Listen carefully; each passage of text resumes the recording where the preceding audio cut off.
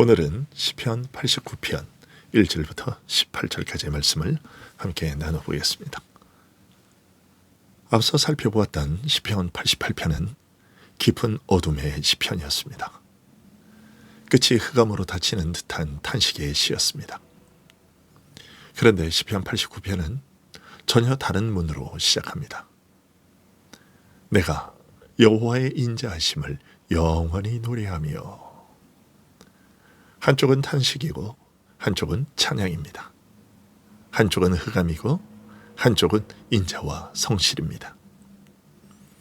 그런데 여기서 우리가 주목해야 할 것은 시편 기자가 현실을 몰라서 찬양하는 것이 아니라는 점입니다. 시편 89편 전체를 보면 뒤로 갈수록 오히려 더 큰 탄식이 나옵니다.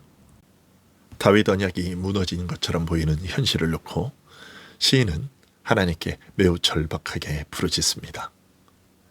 그런데 그 앞부분인 오늘 본문에서는 먼저 하나님의 인자와 성실을 노래합니다. 왜 그럴까요? 믿음은 현실보다 먼저 하나님의 성품을 붙들기 때문입니다. 눈에 보이는 흔들림보다 먼저 보이지 않는 언약의 견고함을 붙들기 때문입니다. 1절에서 시인은 말합니다. 내가 여호와의 인자하심을 영원히 노래하며 주의 성실하심을 내 입으로 대대에 알게 하리이다. 여기서 핵심 단어는 인자와 성실입니다. 이것은 하나님의 언약을 맺으시고 그 언약을 끝까지 지키시는 분이라는 뜻입니다. 여러분, 우리가 믿는 하나님은 순간적으로 호의를 보이시는 분이 아닙니다. 기분 따라 또는 형편에 따라 사랑하시는 분이 아닙니다. 하나님은 언약의 하나님이십니다. 자기 백성과 맺으신 언약을 기억하시고 자기 이름을 위해 그 언약을 지키십니다. 그래서 시인은 하나님의 인자를 영원히 노래하겠다고 합니다. 하나님의 인자는 일시적이지 않기 때문입니다. 2절은 더 놀랍습니다. 내가 말하기를 인자하심을 영원히 세우시며 주의 성실하심을 하늘에 견고히 하시리라 하였나이다. 인자하심을 영원히 세우시며 라고 노래합니다. 하나님의 인자는 건축물처럼 견고하게 세워집니다. 쉽게 무너지지 않습니다. 세상의 사랑은 흔들리지요. 사람의 약속도 깨집니다. 우리의 결심도 자주 무너집니다. 그러나 하나님의 인자는 영원히 세워져 있습니다. 그리고 하나님의 성실은 하늘처럼 견고합니다. 우리가 기도하는 이유도 여기에 있습니다. 내 마음이 흔들리고 내 형편이 흔들리기 때문입니다. 내 생각도 요동치기 때문입니다. 그래서 우리는 흔들리는 나를 붙들기 위해 흔들리지 않는 하나님께 나옵니다. 내가 신실해서 사는 것이 아니라 하나님이 신실하시기 때문에 사는 것입니다. 3절과 4절은 그 신실하심이 다윗 언약으로 이어진다고 말합니다. 주께서 이르시되 나는 내가 택한 자와 언약을 맺으며 내 종 다윗에게 맹세하기를 내가 네의 자손을 영원히 견고히 하며 네의 왕위를 대대에 세우리라 하셨나이다. 하나님은 택한 자와 언약을 맺으시고 그의 왕위를 영원히 세우시겠다고 하셨습니다. 이 약속은 다윗 시대만 유효한 것이 아닙니다. 궁극적으로 이 약속은 예수 그리스도 안에서 이루어집니다. 다윗의 후손으로 오신 그리스도께서 영원한 왕이 되셨기 때문입니다. 그러므로 우리는 시편 89편을 읽을 때 단지 옛 이스라엘의 왕조를 보는 것이 아닙니다. 다윗 언약을 성취하신 그리스도를 봅니다. 우리의 구원은 무너지지 않는 왕권 위에 서 있습니다. 세상의 나라들은 흔들려도 그리스도의 나라는 흔들리지 않습니다. 그러므로 성도는 어떤 현실 속에서도 하나님의 인자와 성실을 노래할 수 있습니다. 이런 이유로 5절 이하에서 시인은 하늘의 찬양을 들려줍니다. 하늘이 하나님의 기사를 찬양하고 성도들의 회중이 하나님의 성실을 찬양합니다. 그리고 묻습니다. 여호와여, 주의 기이한 일을 하늘이 찬양할 것이요 주의 성실도 거룩한 자들의 모임 가운데서 찬양하리이다. 무릇 구름 위에서 능히 여호와와 비교할 자 누구며 신들 중에서 여호와와 같은 자 누구리이까. 하나님은 거룩한 자의 모임 가운데에서 매우 무서워할 이시오며 둘러있는 모든 자 위에 더욱 두려워할 이시니이다. 여호와 만군의 하나님이여 주와 같이 능력 있는 이가 누구리이까. 여호와여 주의 성실하심이 주를 둘렀나이다. 구름 위에서 여호와와 같은 이가 누가 있겠습니까? 아무도 없습니다. 하늘의 어떤 존재도 세상의 어떤 권세도 하나님과 비교할 수 없습니다. 이 고백은 단순한 교리 문장이 아닙니다. 이것은 믿음의 담대함의 근거입니다. 우리가 왜 하나님을 신뢰할 수 있습니까?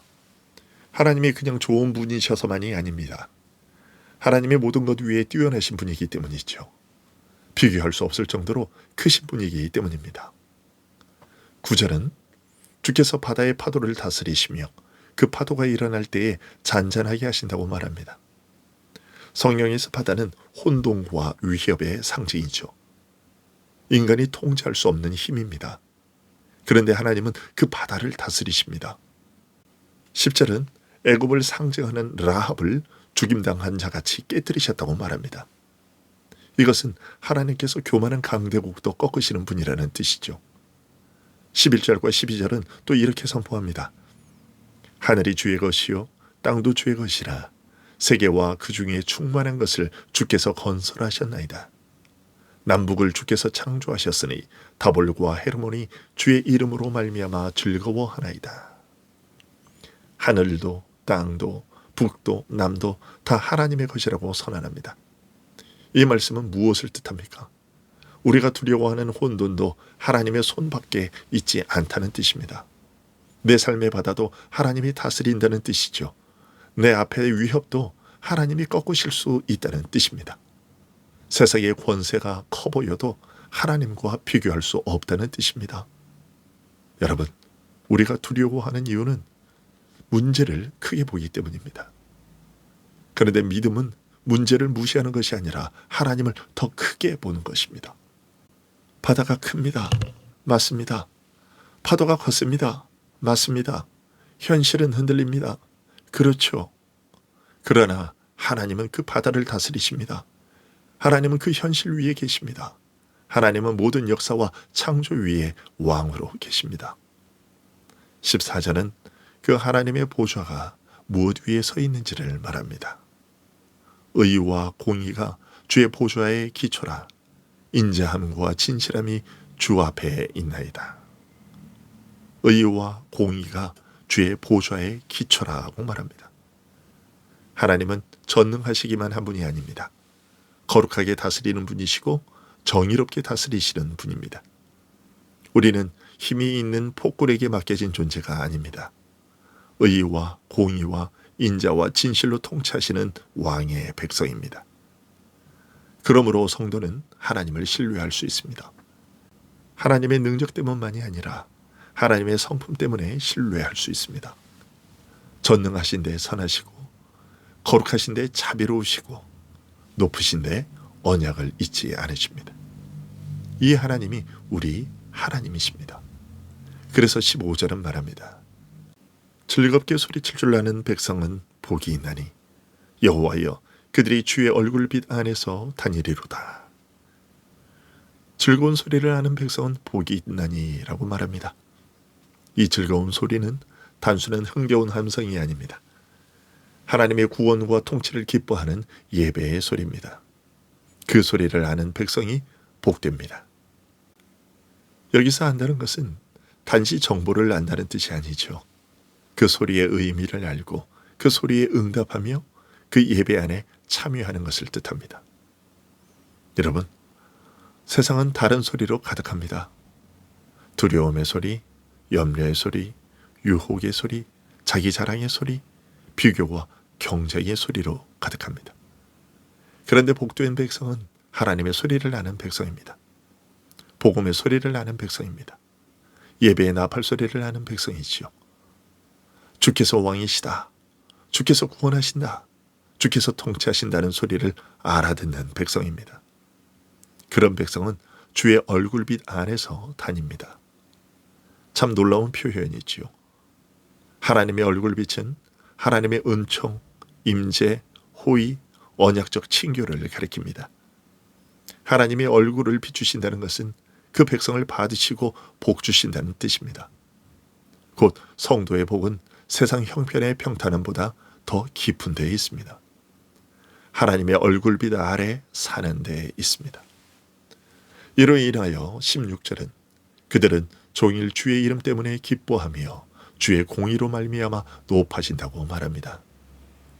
주님의 이름이 무엇입니까? 하나님의 성품입니다. 그러므로 성도의 기쁨은 자기 성취가 아니라 하나님의 이름에서 옵니다. 하나님이 어떤 분이신지를 알기에 즐거워합니다. 또 17절은 주는 그들의 힘의 영광이심이라 우리의 뿔이 주의 은총으로 높아진다고 노래합니다. 우리의 힘이 우리 자신에게 있지 않습니다. 우리의 종귀도 우리 자신에게 있지 않습니다. 하나님이 우리의 힘의 영광이 되십니다. 우리의 뿔, 곧 힘과 높아짐도 하나님의 은총으로 말미암습니다. 마지막으로 18절은 우리의 방패는 여호와께 속하였고 우리의 왕은 이스라엘의 거룩한 이에게 속하였기 때문이라고 말합니다. 우리를 보호하시는 분도 하나님이시고 우리를 다스리시는 왕도 하나님이십니다. 이것이 성도의 복입니다. 하나님이 우리의 방패가 되시고 우리의 왕이 되시고 하나님이 우리의 기쁨이 되시고 우리의 영광이 되십니다. 세상은 이 복을 잘 모릅니다. 그래서 가진 것으로 복을 판단하지요. 형편으로 복을 재려고 합니다. 그러나 성경은 말합니다.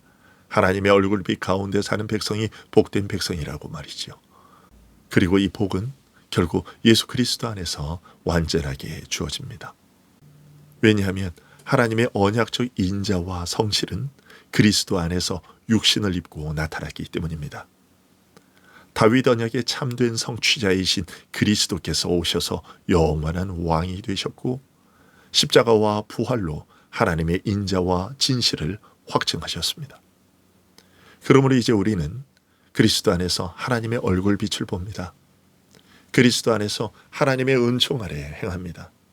그리스도 안에서 참된 예배의 백성이 됩니다. 여러분, 하나님의 인자와 성실을 노래하십시오. 내 형편이 아니라 하나님의 언약을 붙드십시오. 흔들리는 나보다 흔들리지 않는 하나님을 바라보십시오. 그리고 비교할 수 없이 크신 하나님을 신뢰하십시오. 바다가 거세어도 하나님은 다스리십니다. 세상이 흔들려도 하나님의 보좌는 의와 공의 위에 서 있습니다. 그러기에 하나님의 얼굴빛 가운데에 사는 복을 누리십시오. 예배의 소리를 아는 백성이 되십시오. 주의 이름으로 즐거워하는 백성이 되십시오. 하나님을 방패와 왕으로 모시고 사는 백성이 되십시오. 오늘 하루도 우리 눈에 현실이 먼저 들어오겠지요. 염려할 일도 있고 마음 무거운 소식도 있을 겁니다. 그러나 성도는 현실보다 먼저 하나님의 인자와 성실을 노래하는 사람입니다. 다윗에게 주신 언약을 그리스도 안에서 이루신 하나님을 신뢰하는 사람입니다. 그리고 그 얼굴빛 가운데에 걷는 사람입니다. 그러므로 이 아침에 다시 한번 고백하십시오. 내가 여호와의 인자를 영원히 노래하리라. 내가 주의 성실하심을 대대에 전하리라. 나의 방패는 여호와께 속하였고 나의 왕은 이스라엘의 거룩하신 이께 속하였다. 라고 말이죠. 이 언약이 하나님을 붙들고 오늘도 그리스도 안에서 담대히 살아가는 우리 모두가 될 수 있기를 소원합니다. 기도하겠습니다.